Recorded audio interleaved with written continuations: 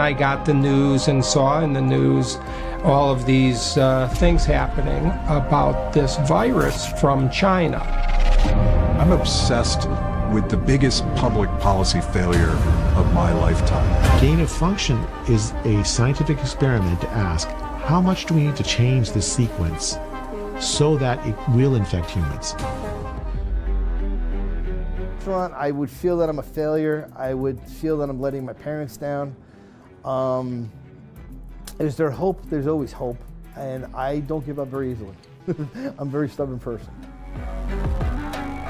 When we introduced restorative justice, we knew that we were introducing a practice that was different than arresting people and summoning people. And initially many of our officers thought it was just a little bit touchy-feely and that this couldn't possibly work. We had a great year. This is the most populated area of Manhattan. If he sets a tweet off there, the damage could be incalculable. Oh, it's too late.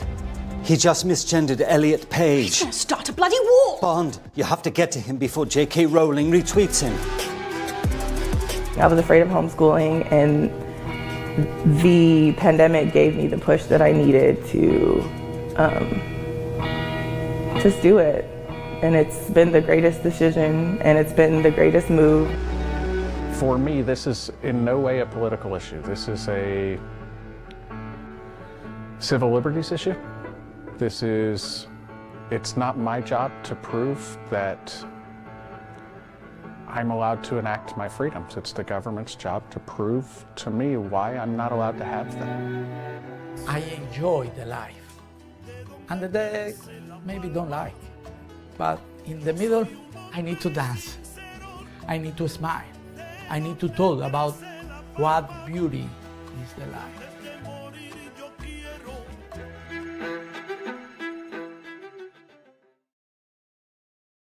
Sequel.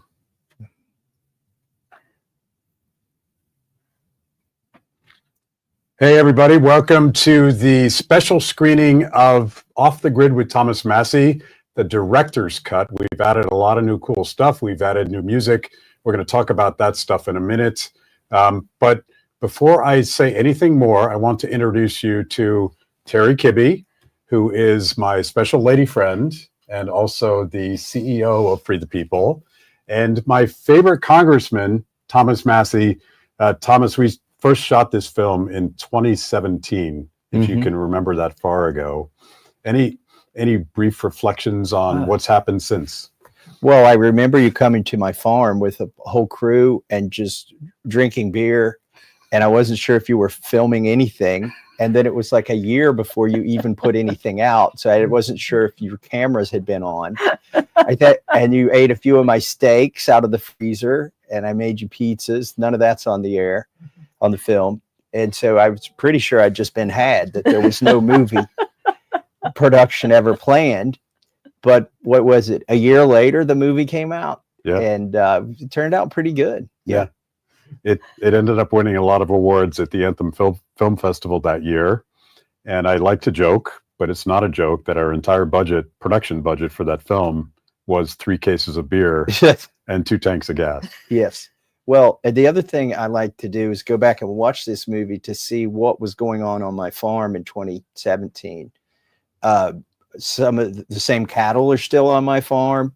The peach trees are a lot bigger and more prolific. I've got a lot more trees, and most notably, when you filmed, I was using lead acid batteries to be off the grid, and now this is why we have to do a sequel.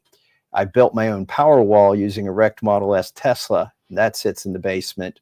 Basically, the disassembled / reassembled, reprogrammed battery out of a Model S Tesla has been running my house for about 6 or 7 years. So that would be fun to put on the next one. Well, the director's cut has the pizza, and Okay. it has a brisket that you made us as well. Yeah. And I was going to say that we are now on the record that we have to produce Off the Grid Part 2. Yes. So pretty excited about that. It's going to happen. Yep. All right, let's roll the film. One other quick thing. Sure. We did not know you were taping the music session. Yes. So the music that you hear is just raw. Yes. Like nobody was trying very hard. It was, and then you secretly revealed to me you had taped this. it was very secret and very nefarious, but we got it. Okay. Yeah. All right, check it out, and please let us know what you think in the comments.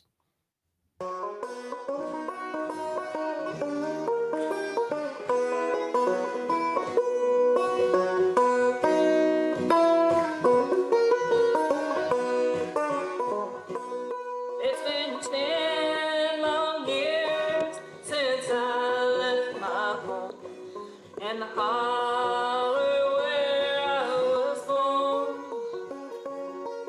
where the cool fall nights make wood smoke rise and the fox hunter blows his horn. Not yet. I fell in love with a girl from town. I thought that she would be true. I ran away to Charlottesville, and we're in a sawmill too. First now, what have they done to the old home place? And why did they tear it down? And why did I leave the plowing field and look for a job in town? This mandolin solo first now, it's your turn.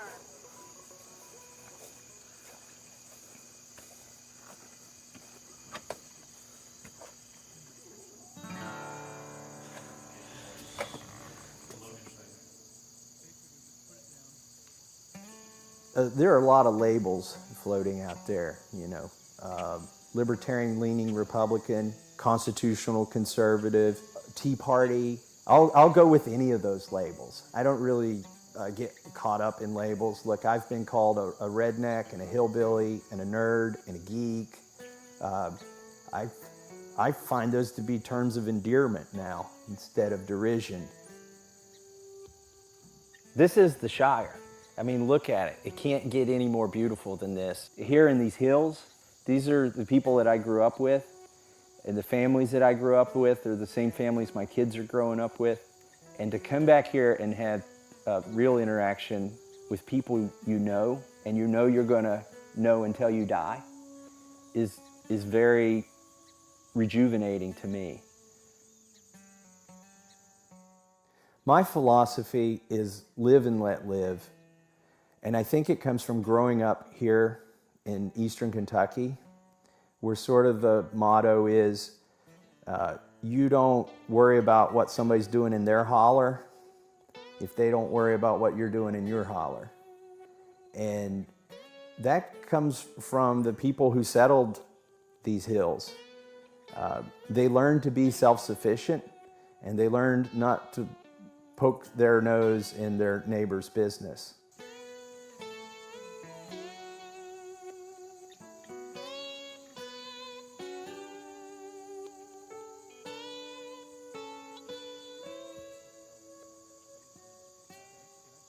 I was bored growing up, but I found that I liked to build things and make things. Especially things that would improve other people's lives. When I was in junior high, I invented a flower pot that would water itself when the soil got too dry. And that was for my grandmother, who liked to travel a lot, and she wanted to make sure her plants didn't die when she was gone. Now, she was paying my brother and my sister to water her plants when she was gone, and I decided to liberate them from their paycheck and invent a self-watering flower pot. Water is life. So a lot of what I'm doing here on my farm is managing water everywhere. So out in front of my house, we're on a hill here, I built this terraced garden, and the water runs off the roof, and we get a lot of water. If you notice a theme here on my farm, there's water management, but all that water off my roof comes down here and waters the garden. So it produces lush tomatoes every year, and I'm gonna pick some for breakfast here. We're gonna have, oh, some of these are rotten. These are gonna go to the chickens. Chicken's gonna eat that. But we got plenty to share with the chickens. Let me get one over here. Oh, that's a good one.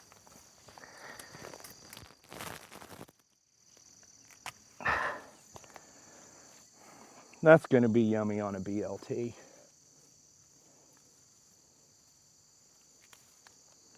All right, I think we got enough for breakfast.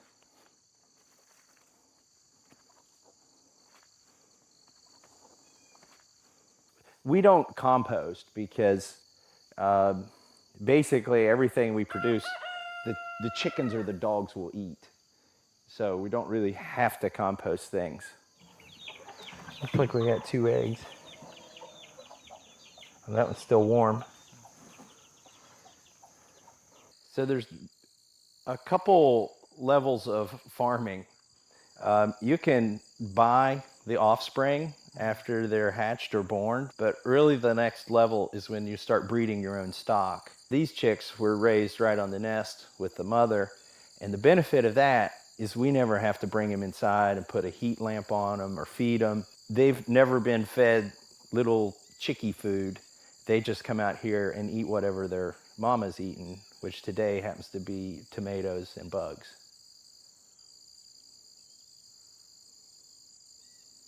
And it seems like a miracle every day that I come out here and there's still 7 chicks, because there are predators right off in the weeds here. There are raccoons, there are foxes, there are coyotes, there are the neighbor's dogs. I like to say the reason so many things taste like chicken is that everything likes the taste of chicken. Maybe there's 3 reasons we don't have cats on this farm. Number 1, they would attack chickens, and you just can't train a cat not to eat a chicken. Number 2, on this farm, cats are pretty far down on the food chain. Like, we've had cats because they do go after mice, and so they are somewhat useful, but we don't keep any animals in the house. Like, that's just something we don't do on the farm. There's plenty of room outside for the animals. We don't have to sleep with them. But when you keep cats outside, there are coyotes and other things that, and snakes that will attack cats. So our cats just don't live very long here. One reason I don't have the electric fence turned on is these chicks right now just sort of walk in and out of the electric fence at will. They don't respect it, and I'm afraid if I turn it on, it might electrocute them. The big hens can take it, but the little chicks can't. So we're playing chicken roulette right now. The electric fence has been off for 3 weeks. And so the fact that these 7 chicks have been alive for 3 weeks is pretty miraculous, given how natural selection works. So that's got to be a pretty good mom.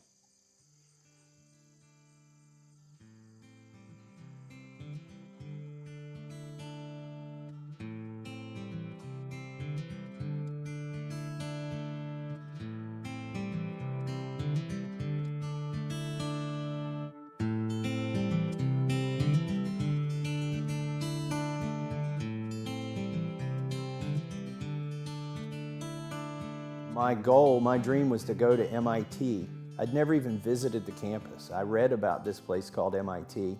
Never been really north of the Mason-Dixon line. And I applied and was accepted. I did well at MIT. It was like drinking from a fire hose. At MIT, I invented some technology, some virtual reality technology that let people touch virtual objects, to feel them with their hands inside the computer. I commercialized this device. I got patents for it. I raised venture capital money. A lot of this happened while I was still in school. My high school sweetheart, who actually grew up on this farm, also went to MIT. So we were doing this company together while we were both students at MIT. That was very rewarding, but my wife and I wanted to get back to Kentucky. And because we had started the company in our married student housing dormitory, we had hired 70 people in New England. I thought about trying to offer them all 40 acres and a mule to come back to Kentucky with us, but ultimately we had to sell our ownership and separate from the company in order for us to relocate here in Kentucky, where we wanted to raise our kids the same way we had been raised. We bought the farm that my wife grew up on. Her parents still live here. And we decided to build a house and to do tangible things. I had been living in virtual reality. That was my business, a virtual reality device. Getting back to the earth and was important to both my wife and I. So we wanted everything about our house to be real and nothing about it to be fake. Kentucky was the best place for us to live this dream because there are very few regulations here.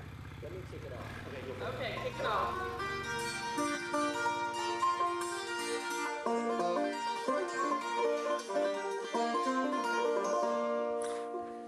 We started out from burn one sunny August morn. There was just 4 of us against the Matterhorn. There was Albert the Australian and John the Irishman, me and Bill from Britain, mad dogs in the sun.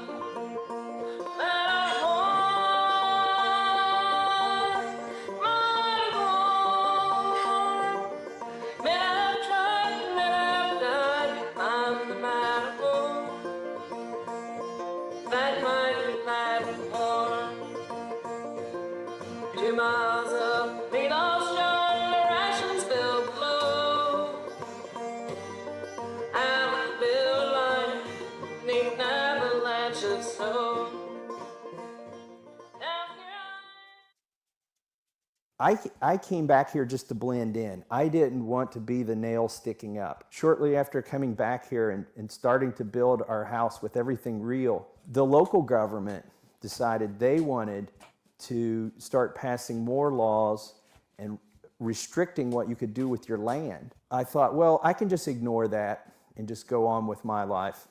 And I did. I ignored it for 2 or 3 years. And then I just couldn't take it anymore.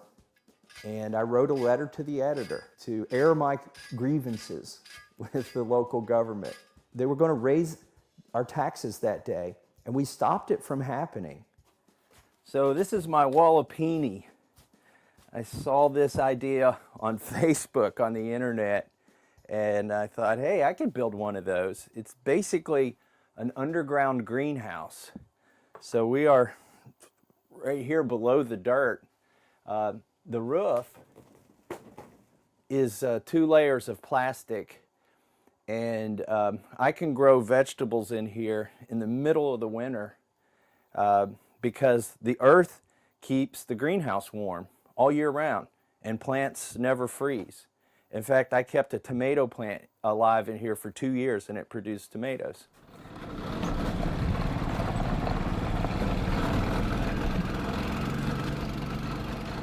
All right, so on my farm, there are some very large stones like this, and they're great building material, but they're too big for me to manage. So what I do is I slice them up using a gas chop saw and wedges to split the stones. So this is a stone where I've sliced into it with the saw and then drove wedges into it and split it. Eventually, I get down to something about this size. But that's not a nice looking face, so I want it to look good. So I face this with a chisel. So my idea for my house was to build it all from stone and timber that I could find here on my farm. And when I told people that I was going to do that, they were worried for me that the stones wouldn't be good enough. that somehow, because they were available right here on my farm and local, that maybe they were inferior. And I'm sure you've seen stones that look like this. This is how they end up looking like this. And when they try to imitate stones that look like this, they're trying to imitate work, because this is a lot of hard work. But I think there's this notion that if something's available locally, it's not as good, that it's got to be exotic, that you've got to get this stone from Italy in order for it to be something meaningful. For me, it's more meaningful because it came from the location where I'm building the house. Literally, I want a house that's coming out of the ground and belongs here. That's the other thing. The stones on my house match the stones that we're walking on in the ground here, because it's the same stone, and it's going to last pretty much forever. We had an ice storm that struck our farm in 2003 and fell a lot of trees on our property. I spent a year with my bulldozer and a winch going into the woods and dragging these trees out. And those are the trees that are here in my house, the ones that nature cut down for me. I just had to drag them to my sawmill and then cut them into the shapes that would form this house. I started studying timber framing, and I even signed up for a 1-week class in Tennessee on timber framing. And when I went there, I learned how ignorant I was, and that the beauty of building a timber frame house is that you can make the fasteners out of the same material. The fasteners are wood. The whole house is held together with wooden pegs. But if you study it even more, it's not even the pegs that are holding the house together. There's joinery. The tenons go in the mortises. And then if you lay it out correctly and properly, almost all of the joints are held together just by the force of the house, not by the pegs. So when I found out they were trying to zone the county, that means they wanted to pass a law where we would be required to go to the local government and ask their permission to do things with our property. I decided to write another one of my letters to the editor. 30 people showed up at that zoning meeting. Now, I stood up to speak first, and after 5 minutes, the chairwoman advised me that I should sit down, that I was done speaking. I stood at the podium wondering what I would do next, because I certainly didn't want to sit down. A Democrat in the crowd who had been inspired by my letter to the editor to show up at the meeting stood up and told the chairwoman, he can have my 5 minutes. And she said, okay, Mr. Massie, you've got 10 minutes now. And then everybody in attendance stood up, all 30 people, and said, we're giving him our 5 minutes too. That was inspiring to me, because those people trusted me to speak for them, and they wanted to hear what else I had to say. And we stopped the county from being zoned. So they nicknamed this group of people Thomas's Angry Mob. Ironically, they weren't angry, and it wasn't a mob. They were informed, and they were organized, and I was helping organize them. And that's when I realized you could be an activist and you could change government.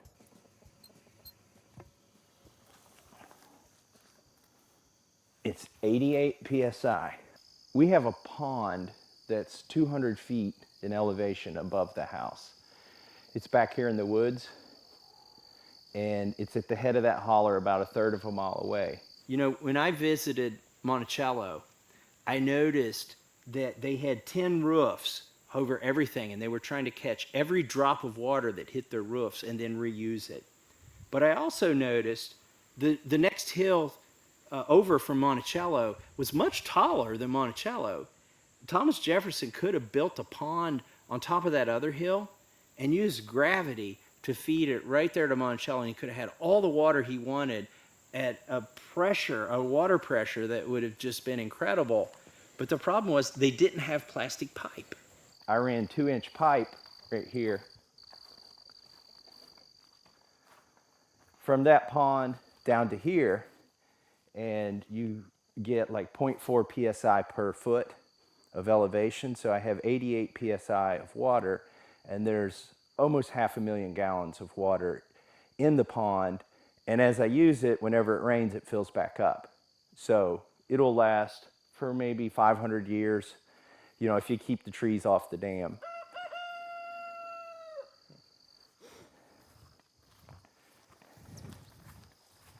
Because without water, you can't have anything.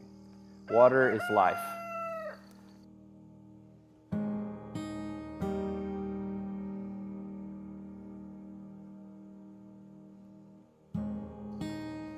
So eventually I was persuaded by the people who were inspired by my letters to the editor.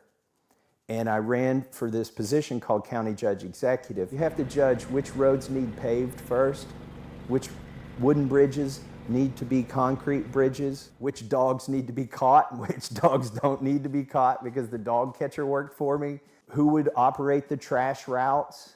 These were things you had to judge.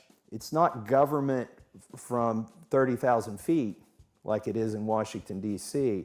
You're in the trenches with bayonets and pitchforks trying to settle these issues. I was inspired to go to other counties and talk to groups that had organized. One of the messages that I try to get across to people who want to get involved in government is that you got to be involved at every level, and that even the water board or the sewer board or the school board has the power to take your property either through taxation or outright condemnation.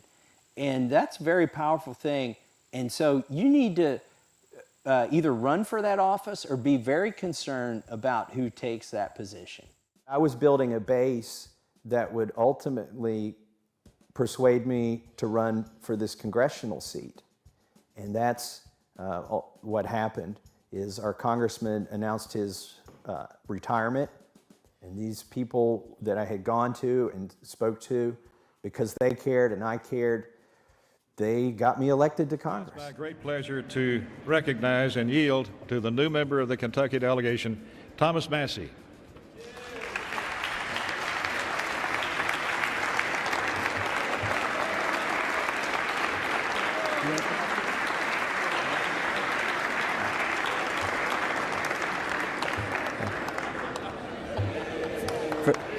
First, I'd like to recognize the great service of Congressman Jeff Davis for the state of Kentucky.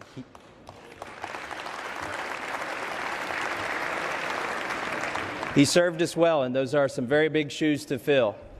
Thank you, Mr. Speaker. Thank you, Chairman Rogers, for the introduction.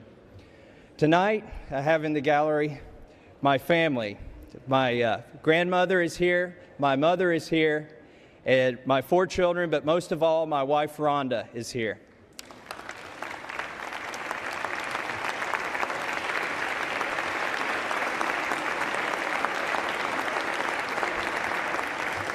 I need to thank them for their loving support through all of this. I'm honored to represent the great people of Kentucky's 4th Congressional District. I'll be a staunch defender of the Constitution, an unwavering advocate for personal liberties, economic freedom, and fiscal responsibility. I look forward to working with all of the members of this House of Congress to advance these great American principles, thereby ensuring a prosperous future for our country. Thank you, and may God bless America.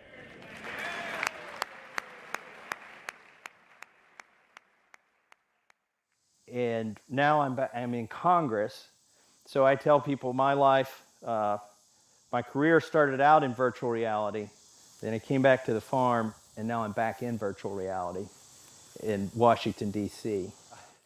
Yeah, one of my sons now, he doesn't like working for me, so he went and got a paycheck. He got a job where he gets a paycheck, working construction. He's 17. And now he's got the little stub that's got withholding on it. So there's FICA and federal income tax and state income tax. So, you know, until then, I've been paying in cash. So I asked him, what do you think now, son? And he showed me his pay stub, and he pointed to the federal withholding. He said, I think I'm paying your salary now, Dad. You work for me. They slept out here. These guys are hanging out here because it's a lot cooler out here than it is inside their hive right now. The bees provide two things. They provide honey, but just as, or more importantly, they pollinate my fruit trees out here.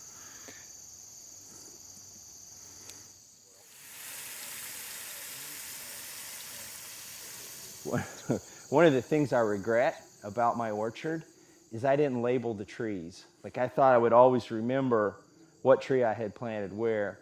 But then I ran for Congress and got elected and went to DC, and I forgot what this tree is. So now I've done something to keep from forgetting. I had to come up with the sign that would outlast me. So I figured tombstones are made to outlast people. So I made little tombstones for my trees that tell me, and the person after I die, hopefully that's not too soon, what the tree actually is. And this is a bell of Georgia. It's a white peach. I guess by now you know my story. Don't neglect a love that's true, for it may prove to be the sweetest flower that will ever bloom for you. It could be your mother, sister, or brother, husband, wife, or little child. Be your untrue lover that you've neglected all the while. Please don't neglect those in your garden. Show it your love every day, and little bloom for you all its beauty, and it will not fade away. That's it. Man, that was a train wreck on my part. I apologize. I forgot the words. I couldn't sing it. You get a good voice. This is the Shire. I mean, look at it. It can't get any more beautiful than this. And it stands in stark contrast to what lies beyond those hills. Eastward is Mordor. And I mean, Washington, D.C. When I go there, there's no greenery like this. Man has tried to create something as magnificent as these hills, but he's failed, really, in D.C. to do that.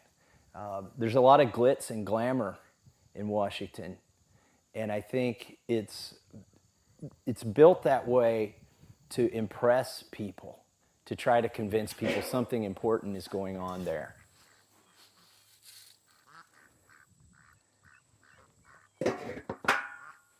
Here, ducky. So Daddy Duck is the white one.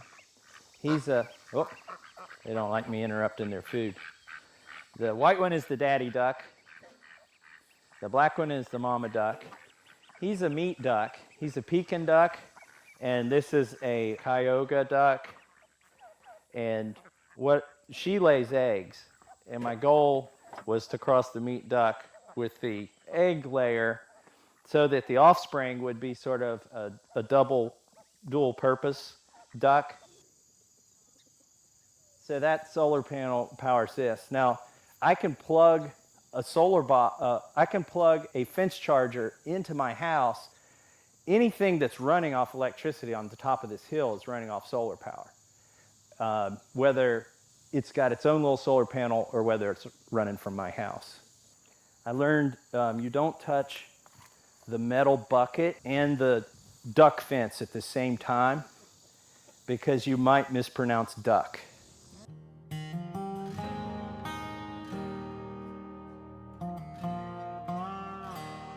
The electric wire that connects you to the electrical grid is like an umbilical, like in the Matrix.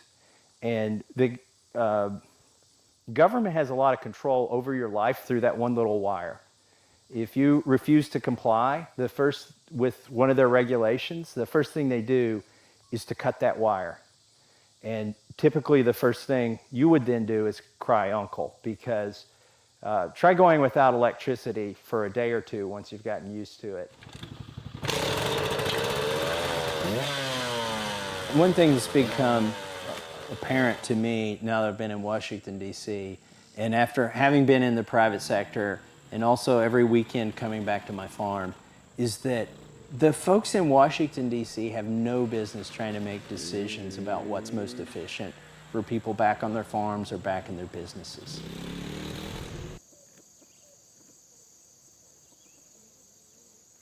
Out here, heating with wood is a very inexpensive, practical, renewable way to sustain your household. And in Washington, D.C., the EPA, even without congressional action, has been trying to crack down on wood-burning stoves because they've got this notion somehow that all the trees are going to disappear and that burning wood is a bad way to create heat. Well, you can see over here on my hillside, like literally, even before you get to the real leafy stuff, there's 4 or 5 dead trees right there that will heat my whole house this whole winter, this entire winter.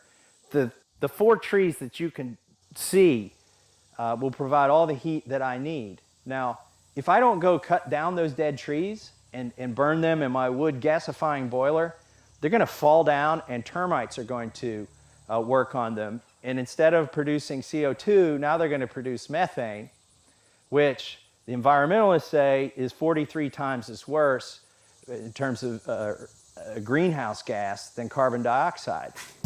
All right, so this is my boiler room, and this is where all the heat for the house comes in the winter. My children stack wood on these U-boats, and we roll them into the basement, and if we fill up 4 of these U-boats, we've got enough wood to heat our house for a month. So this is a gold mine to me right here. I found a fallen tree across my trail where the wood has already dried out. You put the wood in the boiler, and instead of burning the wood directly, it gets it really hot, turns it into charcoal, drives off the gases like the hydrogen gas and the other hydrocarbon gases, forces them down into a lower chamber where it burns at 1,500 to 2,000 degrees in a ceramic chamber. And literally everything burns in that chamber. And the benefit is all of the smoke is combusted in that chamber as well as the things that normally burn. So all that comes out of my chimney is steam. At our house, we're producing less pollution by burning dry wood, and it's also a carbon zero cycle. In other words, all of the carbon that's in this wood was collected from the atmosphere so that when we readmit it into the atmosphere, there's net zero carbon production. Is that the solution for everybody? No, it's not the solution for everybody. But every solution needs to be tuned to the local environment and the local culture. And that's why it's so wrong for Washington, D.C. to try and dictate that. Our founding fathers didn't want that executive in Washington, D.C. to make all the local decisions. So, you know, we've got levels of government, state government, county government, city government. And a dangerous trend that I see this in Congress, is that that vertical limitation is now being eroded. Horizontally, they balance the power of the judiciary and the legislative and the executive branch. And we've sort of forgotten that. Every time we see the presidential election, we think it's the Super Bowl of politics and we're electing a king, right? And that the legislative branch and the judicial branch will be irrelevant. And the king will just use his pen and his phone and do what he wants. But so we've forgotten that. People are as guilty as the media and anybody else. And remembering that government is horizontally limited, but they are also guilty of forgetting that it's vertically limited. And Washington, D.C. is making decisions that should be made at the state should be made at the county level. Maybe they should be made in your living room and not made by any government. But we need to always be working to keep that government in check, because it's a dangerous thing, and I've learned it at the county level.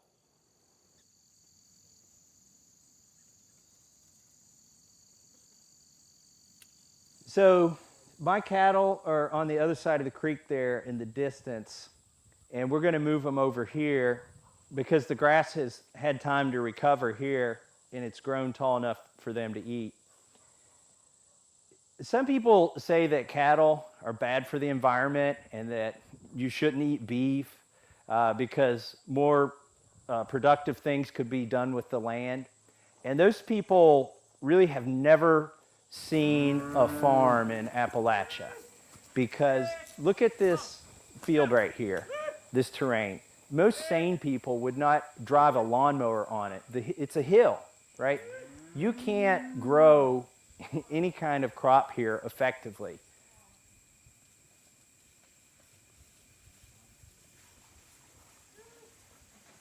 Some days in Washington, D.C., I feel like this little white calf here. I look around and say, how'd I get here? What am I doing here? Do I belong here? The farm has taught me how to be more patient. And that's the greatest resource I think you have to have in Washington, D.C. These cattle here, the genetics are the result of 3 or 4 generations of breeding. And I've got mama cows that have calves on their own without a lot of problems. But you can't expect all of that in 1 year or 2 years. Making food for other people and watching them eat it and it provide nourishment to their bodies, that's honest. That's not fake. And something got done and somebody appreciates you for it. And those are concepts that are somewhat foreign in Washington, D.C.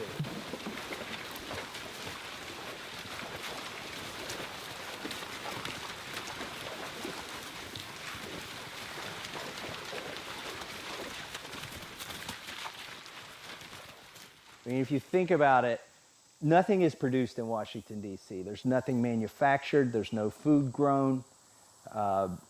There are very few inventions created, if you will. It's just a place where nothing is created, and a farm is exactly the opposite. There's life happening here every day.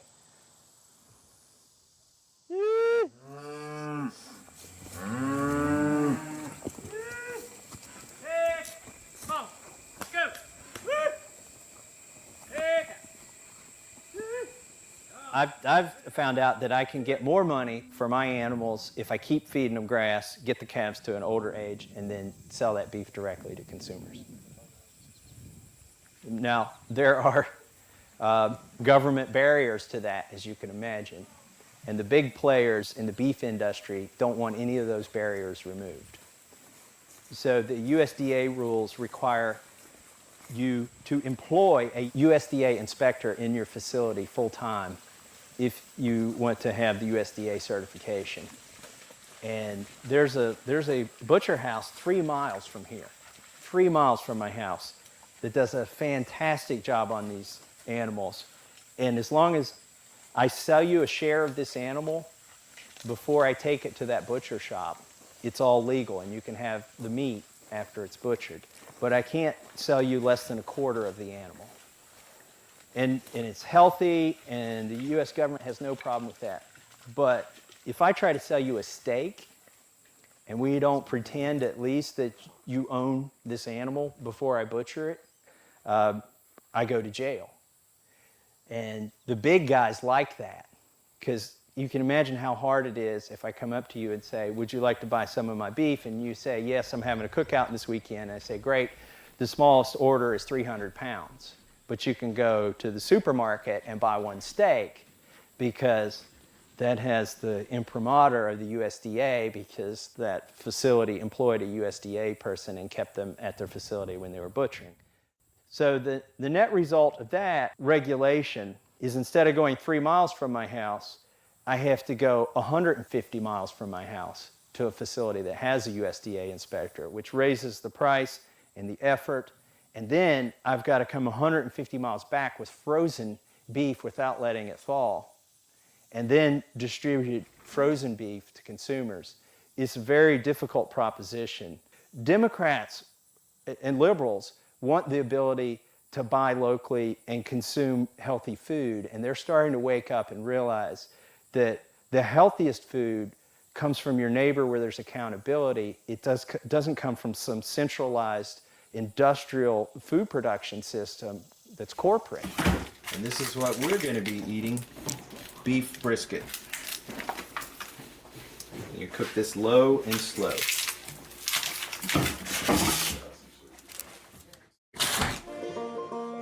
But it's closer here to heaven than it is back to the ground.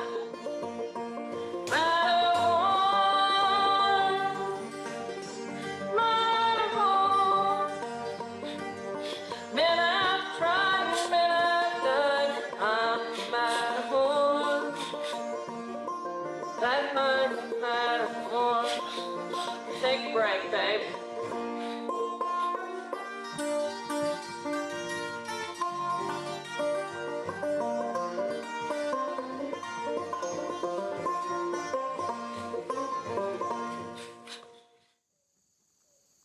So for me, I like the fact that it's, quote, green, to be off the grid or to be running on solar power. But for me, it was about independence.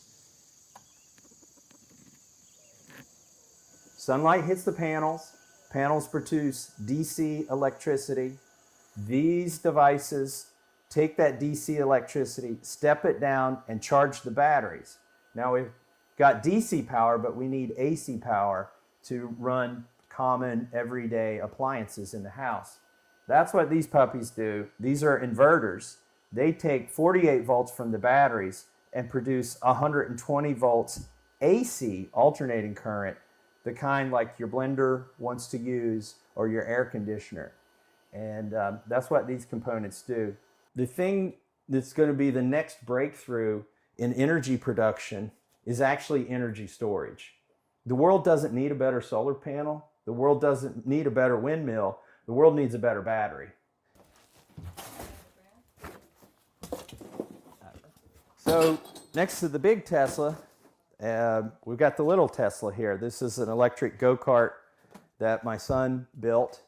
And we charge it with the solar panels. And then, in a zombie apocalypse, when the zombies take over the refineries and they're shut down, we'll be able not only to drive a car off of the solar power from the house, but we'll be able to also have a go-kart.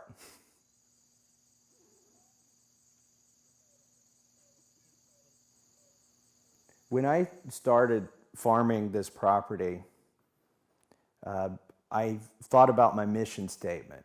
So my mission statement and my mission in life on this farm, my goals for this farm, is to come up with a sustainable money-producing model. That's why I have cattle on this farm. I don't need 50,000 pounds of beef. That part of it's not a hobby farm. That part of it is figuring out a business model that the next generation can use, whether it's my children or somebody else's children. I don't want to see all of the trees stripped at once and it logged. I would like it to remain very much like it is now. Here's the thing about the hobbits that go to Mordor. Most of them succumb to the intoxication of power. In fact, I've got my precious here with me. This is my congressional pin. And I usually just keep it in my pocket where I can reach in and feel it. It gives me some comfort, but I try not to ever wear it more than I have to. Because when you wear precious, and every congressman has one of these and they love to wear them, you become intoxicated. And it's the subtle things that you don't even realize that are happening when you're wearing this pin. For instance, the Capitol Hill police get out of your way as you walk toward them. I once bumped into a policeman because I didn't have Precious on, and he didn't yield to me. And it's those subtle things, like when you get in an elevator with 10 people on Capitol Hill, and they look down and see you're wearing Precious, they all quit speaking. You know, they'll hold the door open and let you exit first. When you're walking down the hallway wearing Precious, people won't make eye contact. They'll look away and look down when you're wearing Precious. And all of those things, as odd as it may seem, make the hobbits who wear Precious feel powerful. And I can feel it myself. And it's a scary feeling because I know if I wear this for too long, it's going to affect me, and not in good ways. I think one of my weaknesses and one of my strengths is that I'm a romantic. My dream is not to be a politician. My dream, I'm living it here on my farm already, and that is marrying my high school sweetheart, building our small castle with our own resources on top of a hill. This is actually the farm my wife grew up on. And to be raising a family here and teaching them values like self-sufficiency, that's my dream. My dream is not to lord over people from a central government somewhere. And I get to live that dream one day a week while I'm serving in Congress 6 days a week. And that's important to me. Mandolin solo. It's now, it's your turn.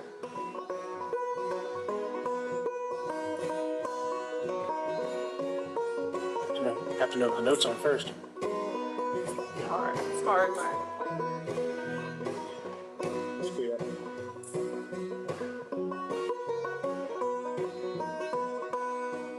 Well, the girl ran off with somebody else. The terror took all my pain. And here I stand where the old home stood before they could get away. Now the geese fly south and the cold wind blows. As I stand here, hang my head, I've lost my love, I've lost my home, and now I wish that I was dead. Here we go! What have they done to your old home place, and why did they tear it down? And why did I leave the plow in the field and look for a job in town?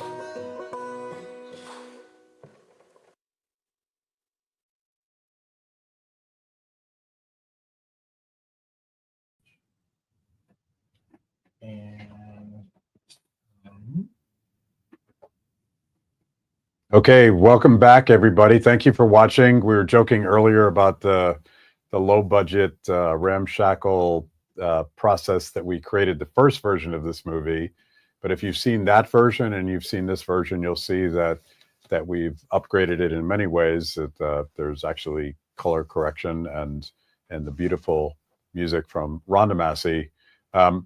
At this point, I forget what I'm going to do, but I think I'm going to invite the director, Matt Battaglia, over here to talk a little bit about what he did to clean this film up and make it even better.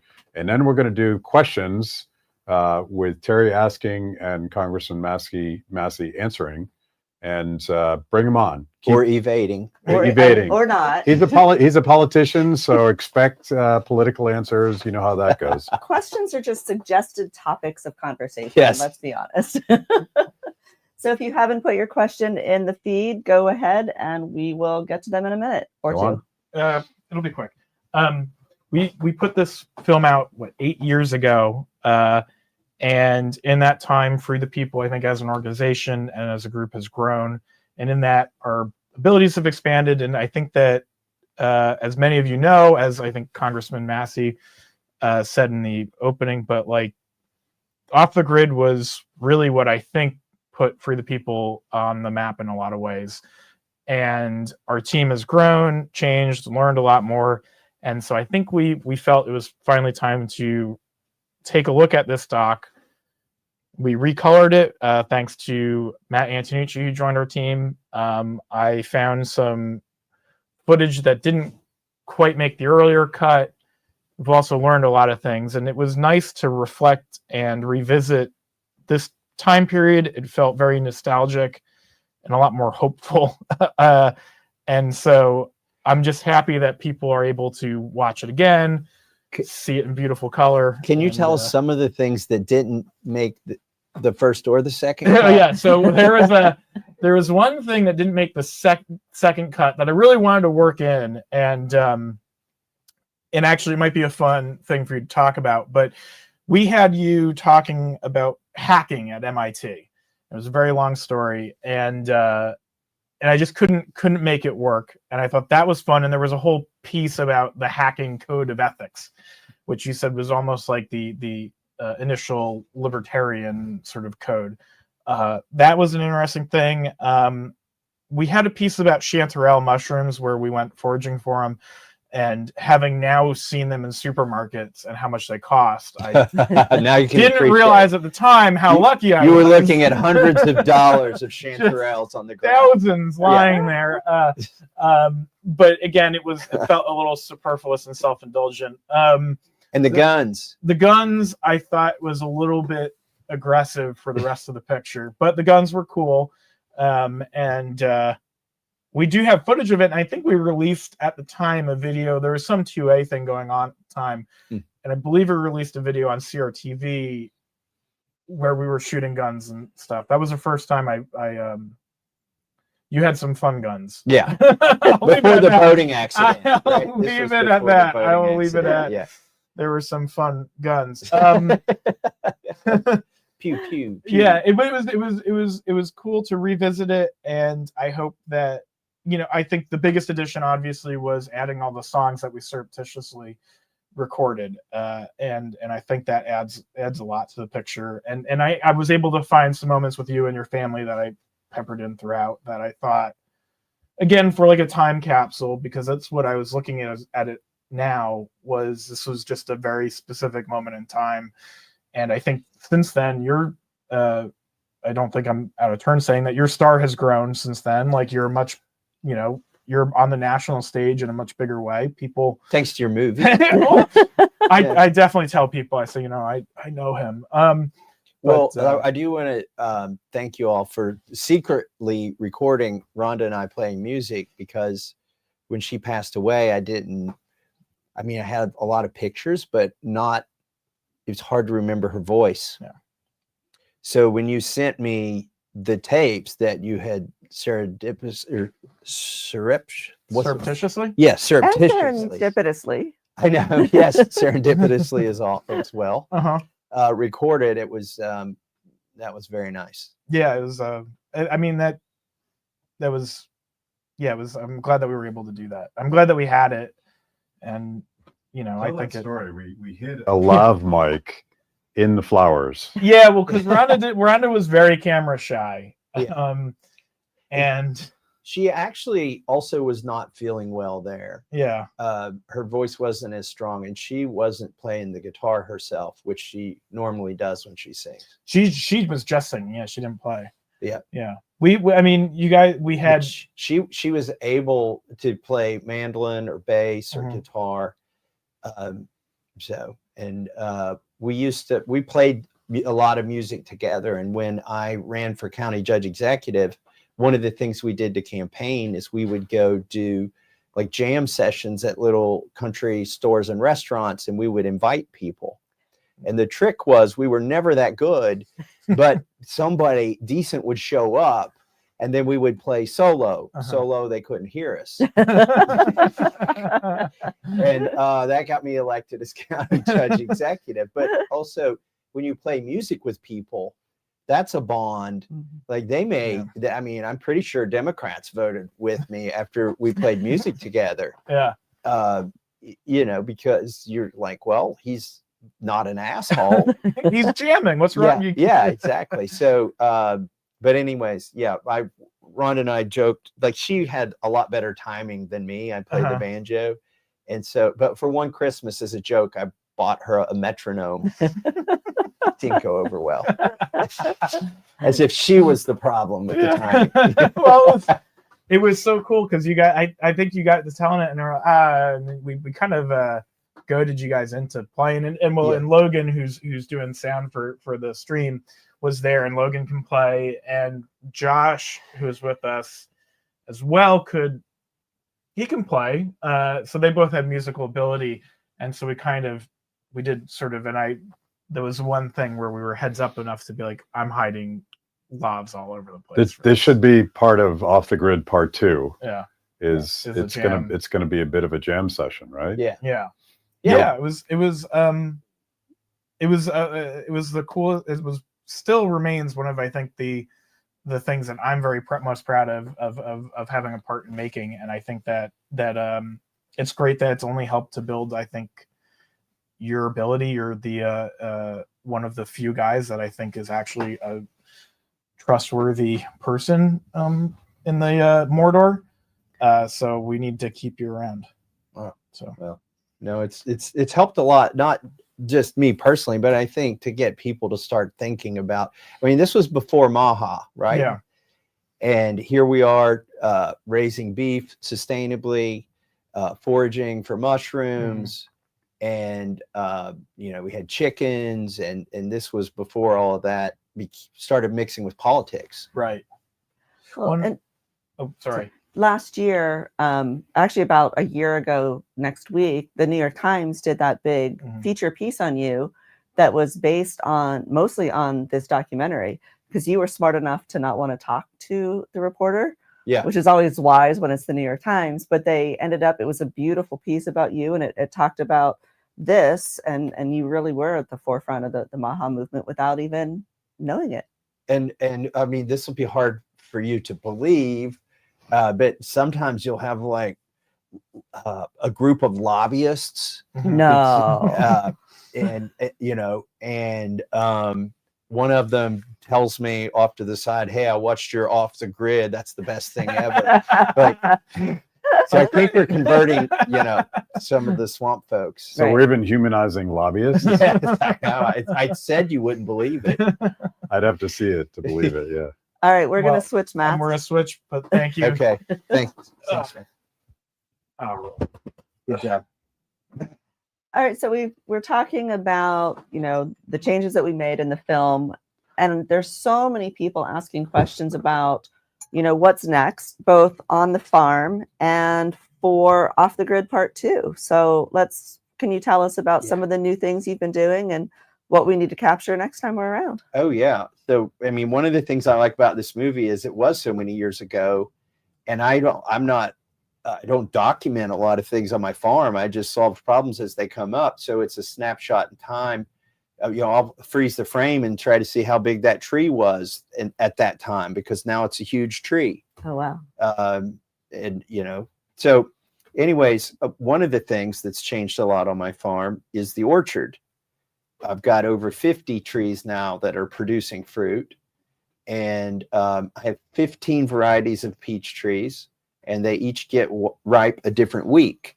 And so if you're going to do this on your own, instead of going to the store, they always have fruit at the store, right? But if you plant all of the same tree, you've created a problem for yourself. Like you plant 10 of the same variety. Now you've got more peaches or apples that week than you know what to do with. And then the next week you have none, unless you did all the labor to preserve those. So by having 15 kinds of peach trees, it spreads out the effort to preserve what you've got.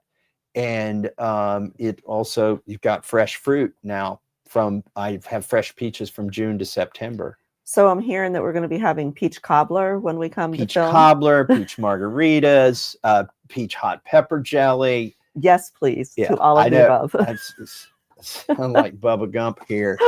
You can broil peaches. You can barbecue them. Anyways. What about the Klux capacitor? Oh yeah, the Klux capacitor is a new innovation on the farm. We raised chickens in a chicken tractor, which we didn't have any at that point. The chickens were just kind of roaming around. But when you raise chickens in a chicken tractor, you're raising meat birds. They're not long for this earth. In 8 weeks, they go to freezer camp. So and that's a lot of effort. 8 weeks in, you have to butcher 48 chickens. But raising them in a chicken tractor, a chicken tractor is like a cage on wheels that you move every day to a fresh piece of grass because there's no bottom to the cage and the chickens are foraging. And it's actually, the meat tastes out of this world. It's so good because they've had a chance to eat not just the grass, but some bugs and peck around in the dirt. And they're a lot happier and a lot healthier. But the pain in the butt is you got to move this cage every day and it's heavy and you got to carry water to it. So I basically built my own that is it's a Roomba with chickens in it. It's instead of sweeping my kitchen, it's mowing my yard with chickens and leaving behind fertilizer. And 8 weeks after it's been running, you go get the birds out and then you take them to freezer camp. And then you get to eat chickens. But the thing drives itself around. It runs on a solar panel. The first version had a battery. The battery went dead. I'm like, this is not sustainable. Batteries kind of suck. And I figured out how to do it with supercapacitors. And so I call it the Klux capacitor. That's got to be in the sequel.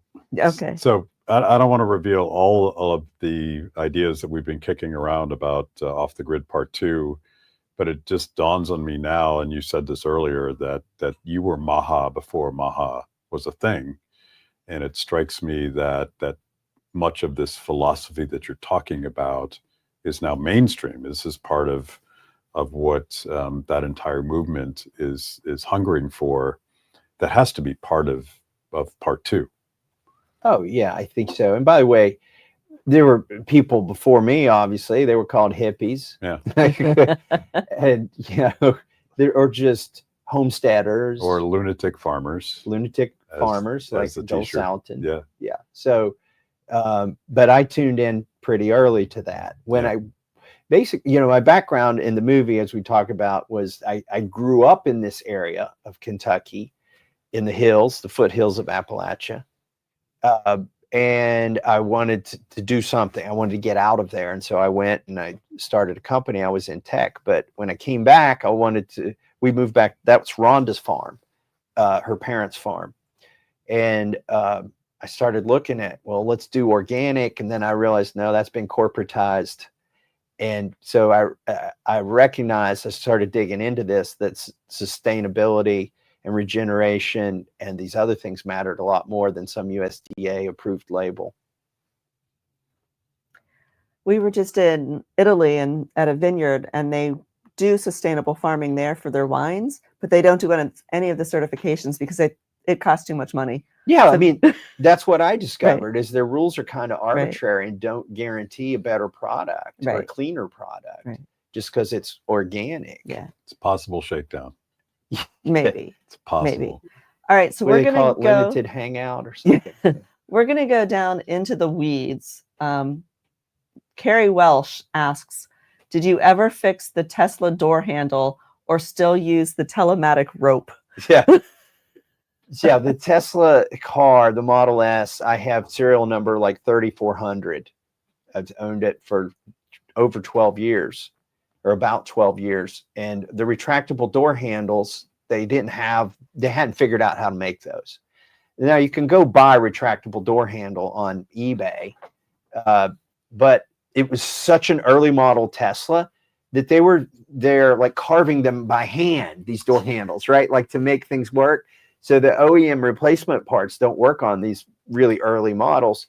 So I just took a string and tied it to the door handle on the inside and ran it, behind the window. And so, and tied it to the retractable door handle. so that when you pulled the retractable door handle, you were still pulling a string. It was just connected to the inside of the Tesla. Hopefully Elon's watching and he can take notes. Yeah, I think that's how they should have done the door handles. Just why do you need two mechanisms? Just have a string that goes to the inside.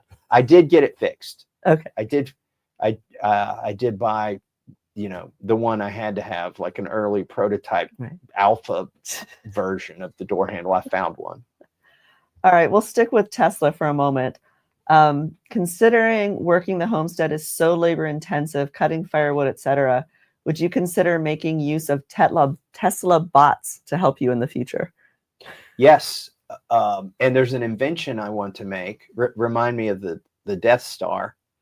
But before we get to the Death Star, since that user asked a question about Tesla, that's another thing that needs to go in the sequel. Is my house, when you visited me there, was running on lead acid batteries, and they were about to poop the bed. Really, they were 11 years in. They had a 10-year warranty, and they quit in the 11th year, as things are wont to do when they have warranties. And you know, I'm a big fan of Elon Musk, but he would never sell me a Powerwall because I'm off the grid, and I think Tesla needs to have off the grid Powerwalls. And at least then, and for many years after, they didn't have them. So I built my own using a wrecked Model S Tesla. I took the battery, and it's got 16 modules. And there's some like homebrew video of that project. It's on YouTube. I've seen it. It's on YouTube. Not very well edited. It's just me and an iPhone. Like, so even worse than what Battaglia did. Yeah, even worse than Battaglia. Okay, so, and then my house has been running 7 years on that wrecked Model S Tesla battery. Wow. It's got the capacity of about 6 Powerwalls. So it was a good deal at the time, even though I paid $15,000 for that wrecked battery and drove to Georgia to get it with no guarantee. It was like this. It was a scrupulous deal, but it seemed unscrupulous because I was handing him $15,000 of cash and loading toxic material on a lawn trailer. Anyways, but the Death Star. The Death Star. So one of the things peaches are the best fruit God ever came up with, and apples are for when you can't get a peach, and pears are for when you can't get an apple. Right? They're at the top of the fruit tree, the pyramid. They're the best thing ever, but it's the hardest fruit to raise organically. And basically, I do use inorganic pesticides and fungicides, but probably a tenth of what you get if you buy it at the store. But it was a concession after years of trying to do this organically. I think using AI vision processing, they tried this a few years ago, but I think their mechanism was wrong, and the AI wasn't as good at the time. But I think you can have a little Death Star in your orchard, or many of them, that run on supercapacitors like my Klux capacitor, that wait for oriental fruit moth to fly by, or plum curculio, and shoot it out of the air, but doesn't shoot honeybees because it's got image processing. And you can buy the stuff on a chip. I've got the chips at the house ready to go. I just haven't had time to do this project. And I've got some ideas for shooting the bugs, ways to do it. So I think that I'm going to give you a deadline, because I don't think we can come and film part 2 until the Death Star's finished. I mean, yeah, I don't know. Have you not seen The Matrix? Don't you know what's going to happen if you create this? Don't you know that the Death Star still wasn't finished? It was capable in the movie, and it was still capable of destroying life anywhere in the universe. That's a good point. Even in its slightly unfinished state. So someone asked, how long did we take to film the first one? And I'm going to answer this one. It was 2 days, and our joke is that our budget was 3 cases of beer and 2 tanks of gas to get the team there. We stayed at Thomas's house. We put up half the team in his hunting cabin with all of the heads mounted on the wall. I think Battaglia is still deer having heads and bunk beds. Yep. It was a double wide mobile home. Yeah. We stayed in. There's a wolf too in there, I think. Yeah, that was a very large coyote from my farm that was stuffed. Yeah. But it was a double wide, and we leased it to this deer hunter, and he called it a lodge, and it cracked us up so hard. My wife called it the double lodge because it was a double wide. I think Battaglia is still having nightmares. So they stayed in the double lodge, but you all stayed in the house, in the big house. Yeah. And I remember you telling us when we got there, we don't have air conditioning because we figured that way guests won't stay more than 2 days. Yeah. So we knew what our deadline was to complete filming. And after you left, we turned the air conditioner on. I knew it. No, actually, that's a change in the house. So with lead acid batteries, we couldn't run the air conditioner at night. Right. They didn't really have the capacity. And with the lithium batteries from the Tesla Model S, you could run the air conditioner. I can run the air conditioner all night now. Wow. Now So I didn't just make that up. Yay, Elon. Yay, Elon. Yep. So someone asked, what do you think of Nikola Tesla, the original Tesla? I mean, obviously he was ahead of his time. He got ripped off. He was brilliant. If only he could have had a few more years on this planet inventing, who knows where we would be. So let's go to politics a bit. What do you think of Doge? It's great, but it's like the Constitution. If my colleagues ignore it, it's not going to do too well. And my colleagues ignore the Constitution. They may ignore Doge. Doge has found a lot of things to cut, but Congress plans to fund all the things Doge cut here next week, in fact. So that's a thing. Yeah, that's definitely a thing. So why were you removed from the Rules Committee? Okay, I actually wasn't removed from the Rules Committee. I suggested to Mike Johnson that he should replace me. And by doing that, he picked the guy I suggested, Morgan Griffith. But also the reason I didn't want to be on the Rules Committee is I recognized a lot of people weren't going to be interested in following the rules if Trump was president. Everybody wants time to read the bills, right? Americans think it's bad that we don't read the bills. Do you think they want us to read the bills now that Trump's president? No, they don't want time to read the bills. Just pass it. So I got out of the way of that freight train. Instead of trying to impose rules, I'm like, they're going to run over the rules in the Rules Committee. So instead of just getting whopped in the face with a 2x4 at every rules meeting, I'm going to take a pass on that. Plus, the Rules Committee is called the Speaker's Committee. And that's because it's how the Speaker exerts his influence on Congress. And I knew I wasn't going to vote for Mike Johnson. Why would I want to go to a committee that does his bidding? That's a good point.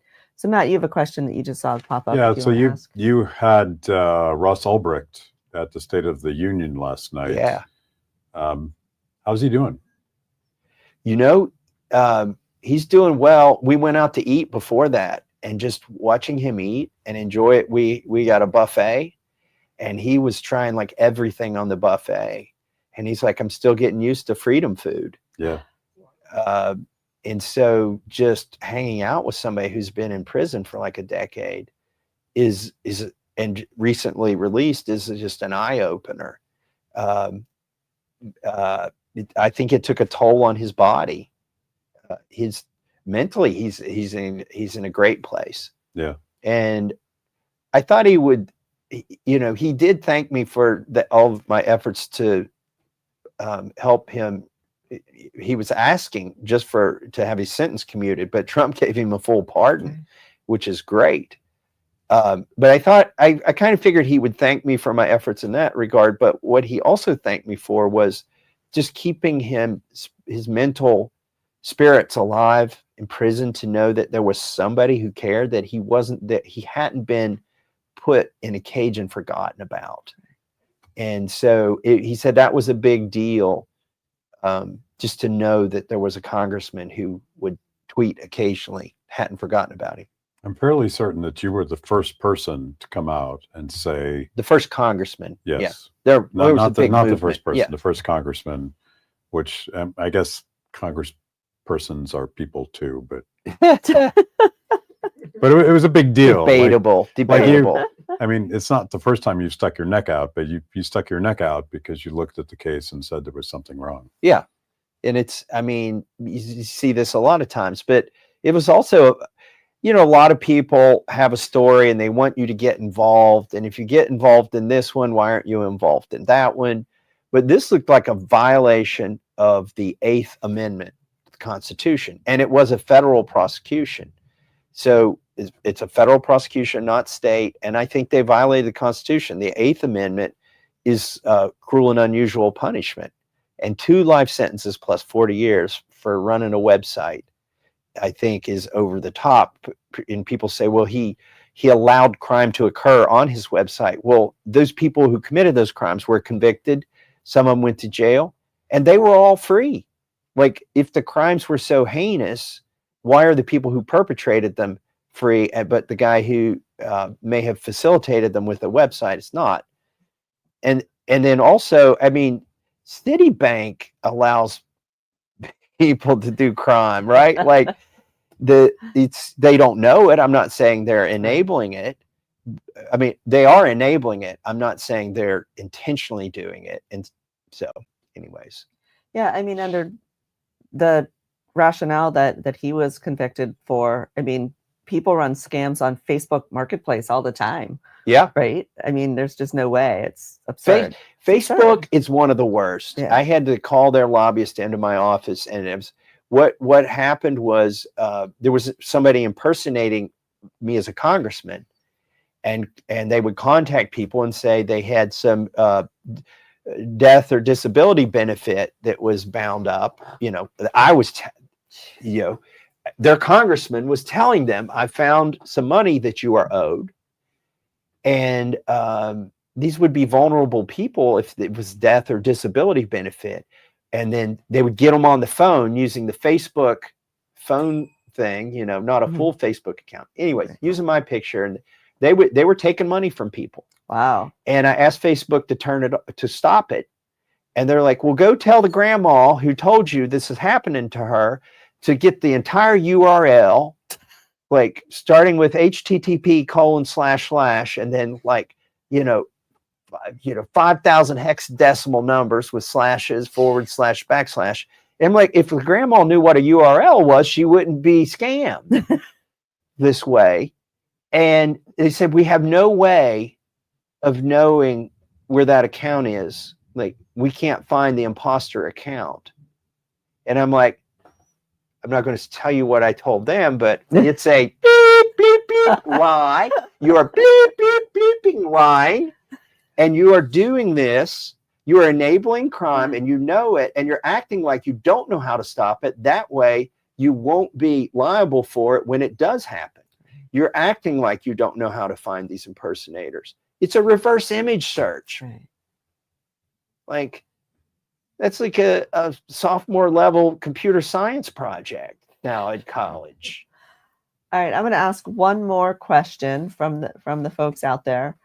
And we're going to end on something a little bit lighter. Sorry, I wasted so much time. No. I love it. I always just try to, lighten it up a little bit at the end. So Chuck Madden says, the family music is nice.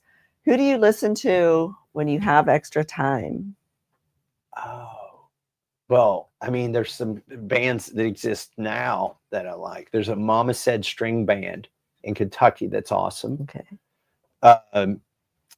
If you want to go back into the archives, I like Seldom Seen and Country Gentlemen.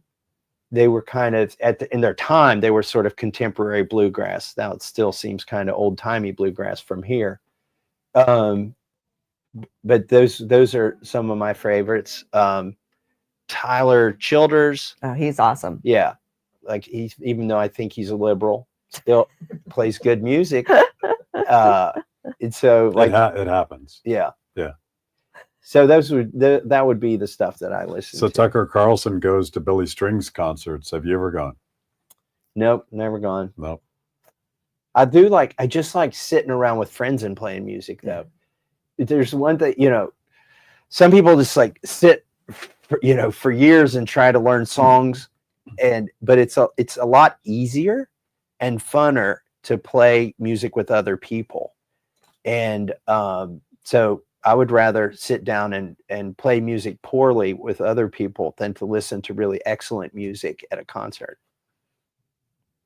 So are we going to do the bluegrass album that we talked about? I don't know if we can do a whole album, but definitely we need to up our game and do a sort of a bluegrass soundtrack on this sequel to this.